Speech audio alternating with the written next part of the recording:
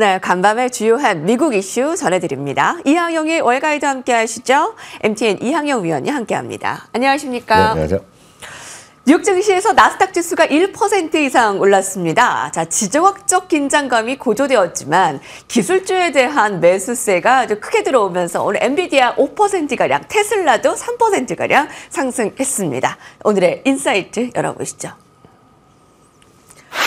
3분기 실적 시즌 업데이트 준비했습니다. 3분기 실적 막바지에 접어들었는데요. 많은 기업들이 울고 웃었는데 3분기 실적 시즌 한번 업데이트 해보도록 하고 이제 하이라이트 엔비디아 바로 이제 내일 앞두고 있습니다. 네, 그러니까 엔비디아를 제외하고 이제 거의 많은 분들이 궁금한 것은 아마 거의 다 실적 발표가 끝났다고 저는 이해를 하고 있습니다.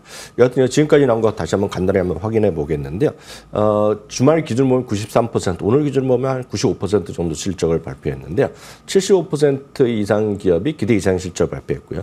60% 10개 중에 6개는 기대 이상 매출을 발표했고 얼추 전년 동기 대비 이익은 5.4% 정도 이익이 증가할 것으로 보면서 5분기 연속 이익 증가가 거의 확실시 되고 있다라고 보셔야 되겠습니다. 다만 이제 이번 실적 시즌으로서 가장 우려했던 것 중 하나가 소위 그 달러 강세에 대한 우려였었는데요. 달러 강세에 대한 우려가 있었음에도 불구하고요. 3분기 실적을 보면 약간 의아한 점이 나오고 있는데요. 여기서 보면 초록색 나오는 그림이 있는데요. 이 부분이 어떤 거냐면 가운데 파란색은 이제 S&P 500 전체가 되겠고요. 초록색은 해외 매출이 50% 이상인 기업입니다. 그래서 해외 매출이 당연히 많은 기업은 달러가 강세가 되는 것이 어떤 면에서는 가격 경쟁이 약하기 때문에 좀 악재 인식하는 경우가 많이 있는데요. 이런 것들이 의외로요. 해외 매출이 많은 기업들, 대부분 이제 IT 쪽이 해외 매출이 많다고 보시면 되겠는데요. 오히려 이쪽은요. 이익 증가율이 12.9%가 나왔습니다. 그렇기 때문에 우리가 상식적으로 생각하고 교과서로 생각하는 달러 강세가 오히려 기업에는 악재일 수 있다는 것인데요. 오히려 이런 것과 달리 해외 매출 기업이 해외 매출이 절반 이상 기업들의 이익 증가폭이 컸다라고 보셔야 되겠고요. 마찬가지로 매출도 마찬가지인데 그 다음 그림은 매출인데요. 매출 증가율도 전체 S&P 500 평균보다도 더 오히려 높게 나오고 있다라고 보셔야 되겠습니다. 그래서 다시 한번 참고적으로 말씀드리면 미국 기업에만 소위 S&P 500에만 투자하면 이게 뭔가 좀 부족하지 않냐라는 생각을 하는 분이 분명히 있습니다. 이건 미국에도 있고 우리나라도 있습니다. 그래서 뭐 유럽도 사고 뭐 한국도 사고 이머징 마켓 사야 된다는 얘기하고 있는데 그거에 대해서 답을 드리는 그림이 이 그림일 수 있었는데 이거 누가 했던 이야기하면 이미 작고한 존 보글이라는 분이 있습니다. 뱅가드 자산 운영을 만들었고 그래서 S&P 500 펀드를 벤치마크 펀드를 만든 뭐 대표적인 인물이 되겠는데 이분이 돌아가시 전에 했던 마지막 인터뷰에서 그 앵커가 이런 질문을 합니다. 그러니까 인터뷰하는데요.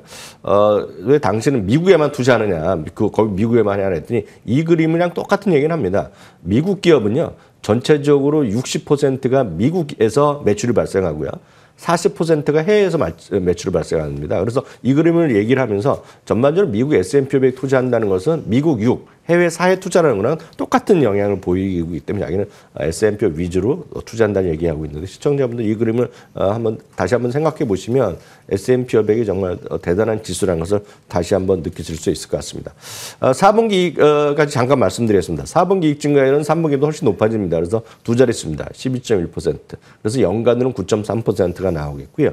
내년 1분기와 2분기도 계속해서 두 자릿수 12.7, 12.0 그리고 연간으로 보면 15.0이기 때문에 올해보다 내년에 이익 증가폭이 더 커지고 있다는 것. 최근에는 오히려 내년에 대한 목표치가 좀 올라가고 있는데 이런 것들을 좀 보시면서 미국 주식은 역시 단기간을 보는 것이 아니라 장기적인 희망을 갖고 보시는 게 맞다라고 말씀드리겠고요. 4분기에 관해서 한두 개만 더 말씀드리면 4분기 실적 전망이 최근 한 두 달 사이 오히려 올라간 쪽은 커뮤니케이션과 유틸리티가 되겠고요. 연간으로 올라간 쪽은 지금 IT가 좀 연간으로 보면 이익 증가하고 있기 때문에 역시 IT라든가 커뮤니케이션 서비스 이런 쪽에 대한 여러분들이 좀 비중을 여전히 유지하고 관심권을 좀 조금 더 갖고 가는 것이 맞다고 해서 말씀드리겠고요. 네. 전체적으로 지금 시장이 비싸냐 싸냐 이거는 말씀드릴 수 있는 것은 객관적으로 12개월 예상 실적 기준인데요. 아시다시피 지난주에 시장이 약간 미끄러지지 않았습니까? 그러다 보니 PR은 22.0배를 조금 내려갔습니다. 전전주가 22.2배였는데요. 그럼에도 불구하고 여전히 5년 평균, 10년 평균보다 훨씬 높기 때문에 여전히 시장이 한마디로 싸다라고 얘기하기에는 약간 좀 어렵다라고 말씀드릴 수 있겠습니다. 예. 자, 이제 화려하게 달군 월가의 소식도 이어가 보도록 하죠. 오늘 중요하게 봐야 되는 게 월마트 소식입니다. 월마트가 깜짝 실적을 냈습니다.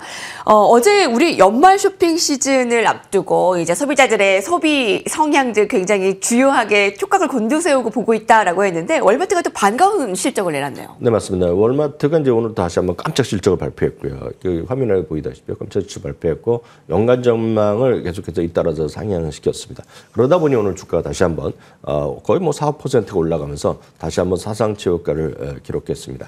미국 내 매출 전체적 매출은 5%가 늘어났는데요. 특히 여기서 주목할 것은 동일 점포 매출입니다. 이게 월마트 규모가 엄청 크기 때문에 월마트 매출 규모가 전 세계 GDP로 따지면 뭐 10몇 위 권에 있다는 얘기를 한번 제가 들은 적이 있는데요. 여하튼 월마트 매출 엄청난 회사인데 이 회사가 지금 동일 점포 매출이 또다시 5% 늘어났고요. 특히 이제 최근 올해 들어서 가장 이슈가 되고 있는 것이 광고랑 이커머스 쪽인데요. 광고 시장이 28%나 늘어났습니다. 이건 이번에 아마존도 다 주목할 분야라고 말씀드렸었는데요. 이커머스도 27%나 늘어났습니다. 바로 이런 것들이 시장에 대해서 월마트가 갖고 있는 장악력을 좀 보셔야 되겠는데요. 오늘 최근에 앞서 헐리데이 그 연말 쇼핑 시즌도 얘기했지만 네. CFO가 이번에 오늘 실적 발표에서 했던 얘기들이 있습니다. 연말 쇼핑 시즌이 이미 순조롭게 시작됐다. 흔히 미국에서는 11월부터 12월을 연말 쇼핑 시즌으로 치거든요. 그러니까 이미 잘 되고 있다는 얘기입니다, 지금요. 그리고 인플레이션에 대한 추선이 약간씩 하락하고 있다. 그런 얘기를 했고요. 미국 내 매장 내 물량이 증가했고요. 그리고 또 미국에서 보면 우리나라 일반적으로 워낙 배달을 많이 하니까요. 미리 주문해놓고 그 매장에 가서 이제 픽업하는 그런 서비스들이 있지 않습니까? 우리나라는 이제 이런 것들이 그 서점이라든가 일부 좀 있지만 우리는 이렇게 활성화된 건 아닌데요. 이런 매장에서 픽업하는 것이 상당히 증가하고 있고요. 그리고 이런 것들이 전체적으로 이커머스가 늘어나고 있다는 자신감을 비력하고 있습니다. 다만 관세 인상은 좀 우려되는 부분이라고 얘기했지만 오히려 시장은 전반적으로 좀 자신감을 비력했고 이런 것들이 좀 주가에 좀 반영되고 있다라고 보셔야 되겠습니다.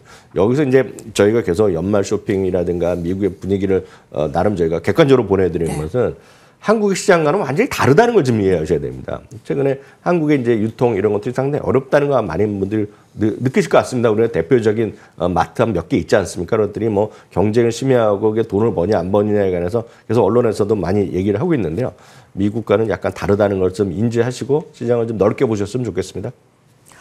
예, 세계 최대의 소매업체 월마트 기대를 웃도는 실적도 물론이고 가이던스의 상향을 3번 연속 올려잡았습니다. 그래서 이제 사상 최고가의 그 주가 월마트 어제 마침 우리가 연말 쇼핑 시즌 다뤘는데 또 반가운 소식 하루 만에 또 알려드리게 되고요. 계속 저희 헐리데이 특수 눈여겨보도록 하겠습니다. 다음 헤드라인 살펴봅니다. 넷플릭스 고공행진 밸런스에서 나왔습니다. 넷플릭스의 인기, 주가 모두 고공행진입니다. 마이크 타이슨 대 제이크 폴 복싱 경기를 생중계했는데 무려 전 세계 6천만 가구가 시청했다고요. 보셨어요? 네, 전 봤죠. 예, 엄청납니다. 그럼 생중계까지 장악한다면 넷플릭스의 주가는 더 올라갈 것 같은데요. 네, 맞습니다. 한국 시간으로 보면 이제 토요일 날 오후 언저리 시작했잖아요. 그래서 저는 1라운드부터 보고 2라운드부터 봤는데 여하튼 이 경기에 뭐 재미있고 안 재미있고는 뭐 각자 판단하셔야 되겠지만 미국의 분위기는 지금 이분이 66년생일 겁니다. 마이크 타이슨이요. 그래서 한국 나이로 58인가 59으로 표현되는데 어머나. 이 상대방은 이제 배우이자 뭐 그 유튜버고 이분이 30살 정도 아닙니까 지금요? 그러니까 지금 거의 30살의 차이를 극복하고 경기를 했다는 거죠. 그래서 비판하는 사람들은 마이크 타이슨이 결국 게임을 졌지만 펀치 하나에 얼마를 벌었다는 얘기하고 있고 비판하는 사람도 있지만 그거는 저희가 판단할 것이 아니죠. 저는 넷플릭스만 판단하면 되니까요. 넷플릭스가 전 세계에서요. 이거는 넷플릭스가 말하는 것이 이제 거의 정확하겠죠. 왜냐하면 자기네들 보고 데이터를 알고 있을 거 아닙니까? 넷플릭스가 전 세계에서 6천만 가구가 스트리밍을 시청했습니다. 최대에는 6,500만 명. 그래서 처음에 주가가 처음에 월요일날 시작할 때 보면 약간 떨어졌습니다. 왜냐하면 그때 사람들 너무 많이 보니까 우리라고 보면 예전엔 그런 거 있지 않았을까? 렉 걸린다는 거 이제 약간 지연되고 경기도 지연되고 그래서 약간 뭐 불평이 있었죠. 그래서 다시 접속해야 되고 이런 게 있었지만 주가 떨어지면 그건 무시하고 올라가고 있는데요. 최대 그 폐쇄 순간으로 6,500가구가 찍었다고 합니다. 그러니까 몇 명이 보는지 모르죠. 6,500개 그 시청을 했으니까요. 근데 이 미국에서 집계 기준으로 보면 보통 가구당 평균 2.5명으로 얘기합니다. 그래서 더 많을 수도 있고 적을 수 있는데 똑같이 계산하는데요. 그러면 1억 5천만 명이 시청했다는 건데 금년에 2024년에 슈퍼볼이 봄이 초에 있지 않았습니까? 그때 시청 인구가 1억 2,400만 명이었다고 합니다. 그렇기 때문에 그거 넘어서는 사상 최대 기록이 나왔고요.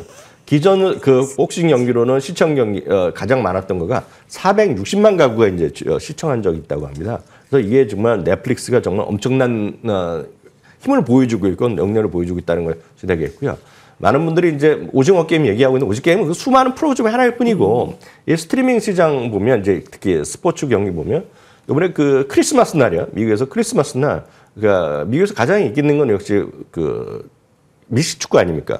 미식축구 2경기를 이번에 생중계를 하는데 네네. 여기 중간에 이제 쇼에 비욘세가 또 나온다고 합니다. 네. 지금 그래서 그에 대한 기대감. 이번에는 뭔가 렉 걸린 게 있었는데 완벽히 해결할 거란 얘기하면서 또 자신감을 보여주고 있는데 어찌 됐건 제가 드릴 수 있는 말씀은 월가의 목표 주가가 줄상향을 계속 해왔다라는 것이 되겠고요.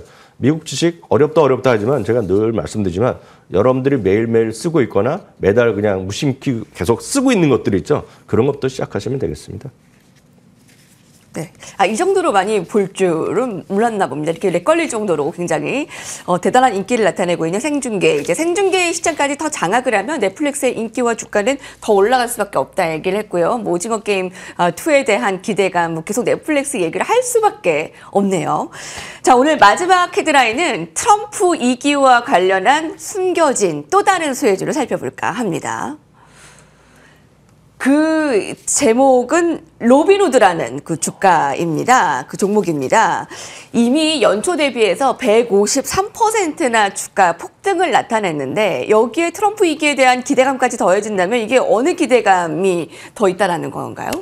지금 이런 것들이 좀 올라가고 있는 것이 결국 이제 그 거래 플랫폼 회사들 아닙니까? 네. 로빈후드 됐건 금융 플랫폼. 네, 금융 플랫폼이죠. 여기에 보면 주식도 하고 예금도 하고 뭐 ETF도 다 하고 또 얘들이 또 그 대표적인 것이 비트코인도 하기 때문에 이런 것들인데 결국 이 모든 것들이 트럼프 대통령 집권 이후에 다양한 금융업종에 대한 규제 완화에서부터 출발한다라고 보셔야 되겠고요. 그렇기 때문에 이런 것들에 대한 월가의 지금 의견이 올라가고 있다라고 보셔야 되겠습니다. 투자 의견이 지금 리덤에서 중립에서로 매수를 올려놨고요. 5%로도 목표 주가를 올려나가고 있는데요. 똑같은 분야 얘기입니다. 암호화폐 분야에서 긍정적 어떤 규제에 어떤 주요 수혜가 되는 그런 대표적인 기업들이라고 보셔야 되겠고요.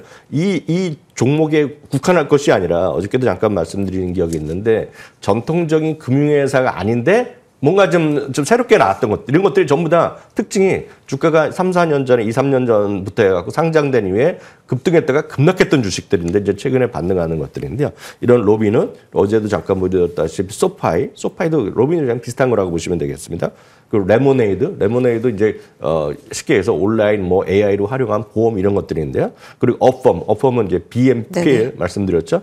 그리고 업스타트 이런 것들도 보면 AI로 활용한 대출을 잘해주다 이런 개념들인데 이런 것들이 등락이 엄청 크지만 어떤 적자 회사도 꽤 있습니다. 이런 것들이 지금 주가에 관심 있는 것은 바로 트럼프 쪽에서 많은 분들이 뭐 여러 가지 한두 개만 집중하시는데 이런 것들도 광범위하게 좀 반영을 받고 있다고 보셔야 되겠고요. 이런 것들에 좀 주목하는 것들이 대부분 어제도 말씀드렸다시피 캐시우드가 그 뒤에 있다라는 걸 좀 염두에 두시면 좋겠습니다. 예, 트럼프 2기 수혜주, 긍정적인 암호화폐 분야 규제의 수혜주, 로빈후드를 살펴봤지만 그 외의 종목들까지 살펴주셨습니다. 감사합니다.